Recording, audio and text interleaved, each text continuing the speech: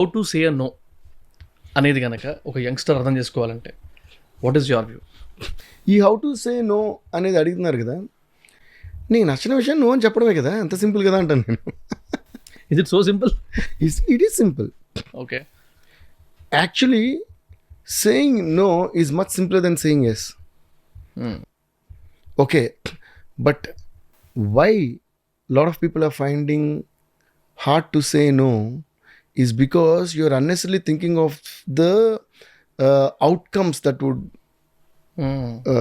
the repercussions of saying no. ఇప్పుడు నేను no అంటే ఇప్పుడు నెక్స్ట్ సినిమాకి నా దగ్గర రాడా, లేదా సినిమానే కాదు వేరే ఏదన్నా, ఇప్పుడు నో అంటే మనకు వీడేమన్నా అపకారం చేస్తాడా, లేదా నో అంటే మన మీద ద్వేషం పెంచుకుంటాడా, నో అంటే ఇంకో రోజు మనం అడిగితే చేయడా. Why? Because all these other things are expectations. Right. అసలు అవన్నీ వాడు నీకు చేయాలి, నువ్వు ఎందుకు కోరుకుంటున్నావు? కోరుకున్న రోజు no is the simplest. Will you do it? No sir, I don't like it. Come, shall we have dinner అంటే నెక్స్ట్ క్వశ్చన్ అయిపోయింది. Because you are not bothered about what that person will be to you the next day. అంటే ఏది ఆశించకుండా మనం ఉండగలిగే అంత guts అనుకుంటే no చెప్పడం కంటే సింపుల్ ఏం లేదు.